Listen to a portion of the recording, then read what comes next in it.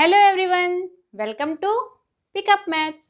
My self Arushi Chetnani. इस video में हम क्लास 9 के चैप्टर नंबर 10 सर्कल्स के थ्योरम 10.12 को सॉल्व करेंगे। Theorem is if the sum of pair of opposite angles of quadrilateral is 180 degree the quadrilateral is cyclic. तो students पहले हम थ्योरम को समझ लेते हैं। अगर हमें एक क्वाड्रिलेटरल गिवन है, सपोज एक क्वाड्रिलेटरल है A B C and D. A B C D एक साइक्लिक क्वाड्रिलेटरल है। इसमें अपोजिट एंगल्स का सम जो है 180 degree. That means angle A और एंगल सी का सम 180 डिग्री है और एंगल बी और एंगल डी का सम 180 डिग्री हमें गिवन है। अब हमें ये प्रूव करना है the quadrilateral is cyclic. Cyclic means friends इसके चारों vertices lie on a circle होना चाहिए। That means A B C and D ये जो है सर्किल में लाई होंगे, तब जाके ये A B C D quadrilateral को हम साइक्लिक कह सकेंगे। तो फ्रेंड्स इसको प्रूव करने के लिए मैंने A B C 3 non collinear points लिया है और मैंने उससे एक सर्किल पास किया है। You know that from 3 non collinear points a circle can be drawn. तो इसको मैंने कंस्ट्रक्शन ऑलरेडी कर रखा है। अब सबसे पहले हम मेंशन कर लेते हैं कि यहाँ पे गिवन क्या क्या है। गिवन में स्टूडेंट्स आपको क्या गिवन था? A quadrilateral A B C D, इसमें क्या है? Angle B plus angle D is equals to 180 degree है। वैसे angle A plus angle C is equals to 180 degree ये आपको गिवन है। प्रूफ क्या करना है? To prove A B C D is a cyclic quadrilateral. अब स्टूडेंट्स इसको प्रूफ करने के लिए जो हमने कंस्ट्रक्शन किया था उसे भी मेंशन कर लेते हैं। कंस्ट्रक्शन में हमने किया है draw a circle passing through 3 non collinear points. Non collinear points students वो होते हैं जो कि एक स्ट्रेट लाइन में लाई नहीं करते। तो यहाँ पे देखिए A B C 3 non collinear points हैं और मैंने उससे एक सर्किल को पास किया है। अब प्रूफ करना स्टार्ट करते हैं। स्टूडेंट्स अब हमारे पास क्वाड्रिलेटरल में क्या था? ए बी सी डी, यानी कि यहाँ पे हमारा 4th पॉइंट मिसिंग है। अब डी पॉइंट जो है 4th पॉइंट, वो 3 कंडीशन हो सकता है। या तो सर्किल के अंदर हो सकता है, कहीं सर्किल के बाहर हो सकता है, या फिर लाई ऑन अ सर्किल हो सकता है। तो तीनों केसेस में हमें ये प्रूफ करना है कि ए बी सी डी, अगर हम डी इसको ज्वाइन कर दें तो A B C D cyclic quadrilateral होगा। हमें तीनों केस में प्रूफ करना होगा। तो सबसे पहले मैं यहाँ पे केस फर्स्ट ले लेती हूँ। इसमें मैं लेती हूँ suppose D lies on the circle. मैं कह रही हूँ कि डी सर्किल में ही लाई कर रहा है। अब स्टूडेंट्स अगर डी सर्किल में ही लाई कर रहा है तो अगर हम ए डी और सी डी को भी ज्वाइन कर ले तो क्या हो जाएगा? A B C D is a cyclic quadrilateral. तो D lies on the circle, that means क्या हो जाएगा? Therefore A B C D is a cyclic quadrilateral. क्योंकि कंस्ट्रक्शन में आपने पहले ही बोल दिया कि ए बी सी तीनों पॉइंट्स जो है सर्किल में लाई कर रहे हैं। अब डी भी सर्किल में लाई कर रहा है। That means all the vertices of quadrilateral lie on the circle. Therefore, A, B, C, D is a cyclic quadrilateral.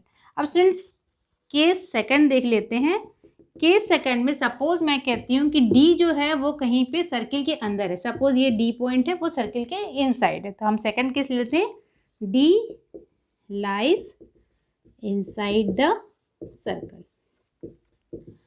अब स्टूडेंट्स अगर सर्किल के इनसाइड है तो हम क्या करते हैं? AD को ज्वाइन करते हैं और उसको प्रोड्यूस करते हैं E पॉइंट तक। E जो है वो सर्किल को टच करेगा, यानी E lies on the circle. तो स्टूडेंट्स यहाँ पे D lies inside the circle में हम कर लेते हैं produce AD two point E। अब क्या हो गया? E पॉइंट तक हमने प्रोड्यूस किया और A B C E अब ये साइक्लिक हो गया क्योंकि इनके जो पॉइंट्स हैं वो सर्किल में लाई कर रहे हैं। A B C E is a cyclic quadrilateral. इस तरीके से हमने प्रोड्यूस किया है कि E जो है सर्किल में है और ए बी सी एक साइक्लिक क्वाड्रिलेटरल है। अब स्टूडेंट्स अगर A B C E cyclic quadrilateral हो गया, दैट मीन्स क्या हो जाएगा? एंगल बी और एंगल ई का सम 180 डिग्री होगा, क्योंकि आपने थ्योरम 10.11 में पढ़ा था कि opposite angles of A cyclic quadrilateral का सम क्या हो जाता है?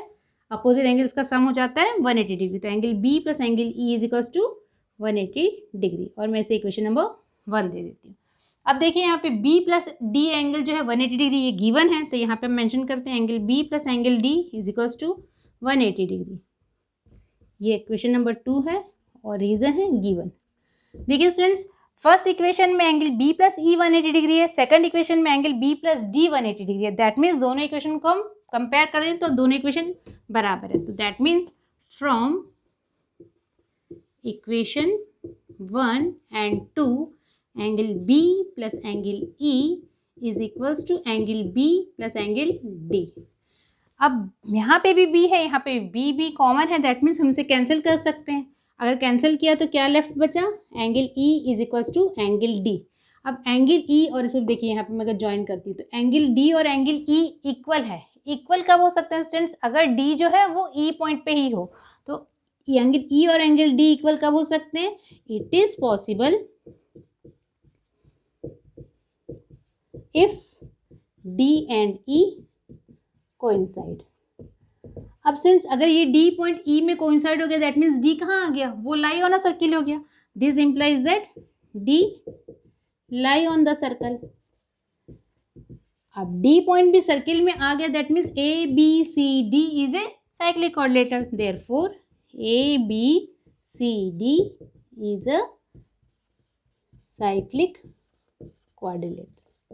अब स्टूडेंट सेकंड केस में भी आप कह दिए कि A B C D cyclic quadrilateral है। थर्ड केस क्या था हमारा, थर्ड केस में हम करने वाले थे D lies outside the circle. Suppose students मैं यहाँ डी पॉइंट ले लेती हूँ और उसे कहती हूँ कि आउटसाइड द सर्किल है। अब मैं क्या करूँगी, ए डी को ज्वाइन कर लेती हूँ। अगर हम ए डी को ज्वाइन करें तो क्या हो जाएगा स्टूडेंट्स, वो सर्किल को कहीं टच करेगा, उसको पॉइंट मान लेते हैं ई पॉइंट। अब हम ई सी को भी ज्वाइन कर लेते हैं और ये सी डी को भी ज्वाइन कर लेते हैं। अब हम थर्ड केस करेंगे स्टूडेंट्स, इसे नोट डाउन कर लीजिएगा।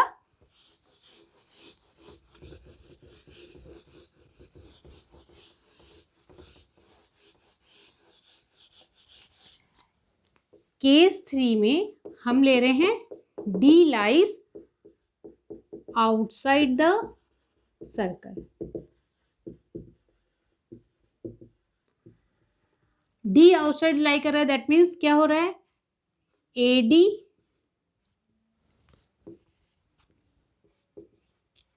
touches the circle at point E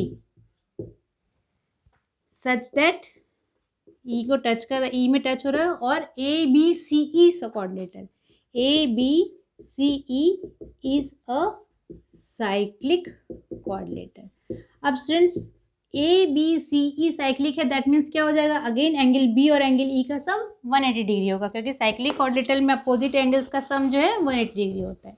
तो angle B plus angle E is equals to 180 degree. मैं इसे क्वेश्चन नंबर 3 दे देती हूँ।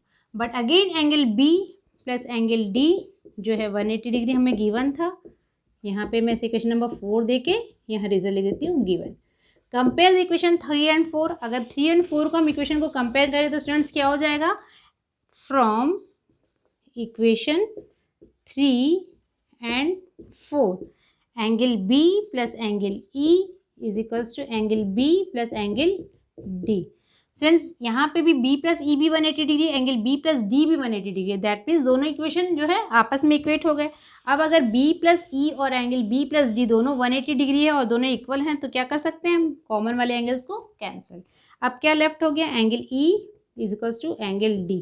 सेम इसी तरीके से हमको करना है। यहाँ पे angle e equals to angle d कब होगा, एंगल e और एंगल d इक्वल तब हो सकते हैं जब d और e कोइंसाइड हो जाए। तो हम यहाँ लिखेंगे it is possible if D and E coincide। अब E and D coincide हो गया दैट मीन्स D कहाँ आ गया, D lie on the circle। This implies that D lies on the circle। अब स्टूडेंट्स अगर D भी सर्किल में आ गया that means A B C D is a cyclic coordinator. Therefore A B C D is a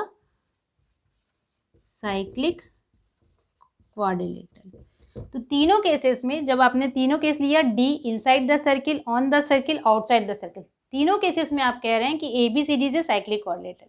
that means आपने theorem को completely prove कर दिया है, the quadrilateral given is a cyclic.